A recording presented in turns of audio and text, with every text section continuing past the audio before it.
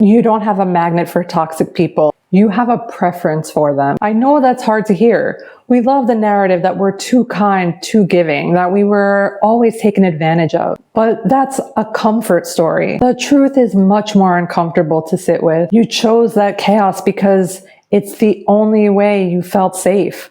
To play small, to abandon yourself. A healthy, secure partner is the scariest thing in the world to someone who hasn't dealt with their own shame. Because a secure person holds up a mirror that you can't hide behind. In chaos, you can blame the other person's drama for why things aren't working out, why you're not growing. But with security, there's nowhere to look but yourself. If you're stuck in a loop of dysfunctional relationships, you don't have a luck problem.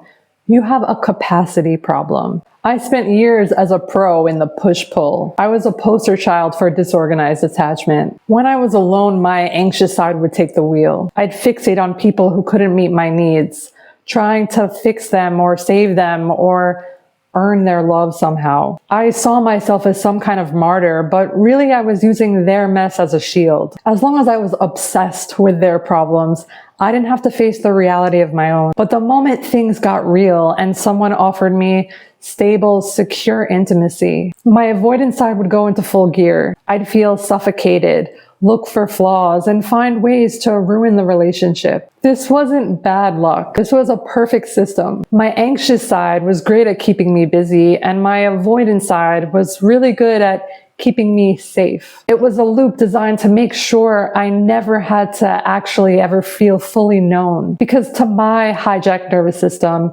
being truly seen and known felt like being hunted, felt completely unsafe. But I did a lot of work, and after years of regulation and widening my window of tolerance, I entered into a relationship that felt like a final ride around the block. He was a mirror of my old self, struggling, inconsistent, driven by internal shame. In the past, I would have martyred myself to save him. I would have abandoned my own needs to make him feel safe. But this time I felt the internal friction. I stayed in my body. I saw his shame and I didn't feel triggered by it.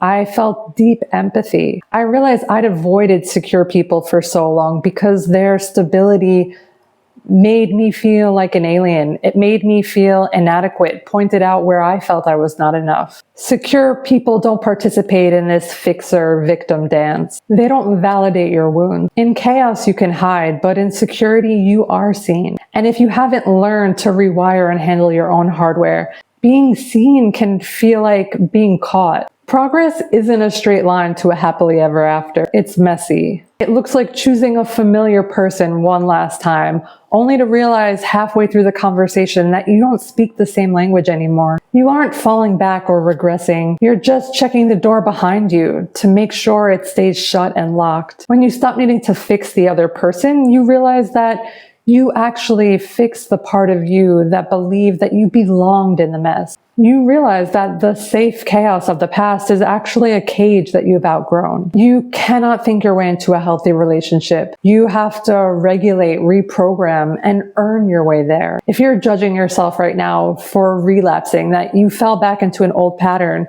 or that you're sitting across from someone you know is wrong for you, then I want you to stop. Ask yourself, are you triggered? Are you giving in to the push-pull? Or are you trying to engage in healthy communication? Are you avoiding mind reading?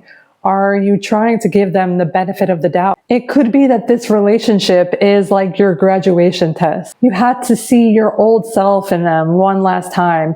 You had to see that you don't respond to the same triggers anymore. To realize that the frequency you used to live on now just sounds like static. The cycle doesn't end when you find the one. It ends when you realize you no longer can exist in the mess. You can no longer exist in the dysfunction. Don't blame yourself for feeling the friction. Start noticing the good thing, that you actually feel too big for this room. You aren't stuck. You're just finally having evidence that you're done. You don't need to look for an exit this time. Now you need to be the exit. Be so proud of yourself and celebrate how far you've come. This is a milestone that you earned. I'll see you in the next one.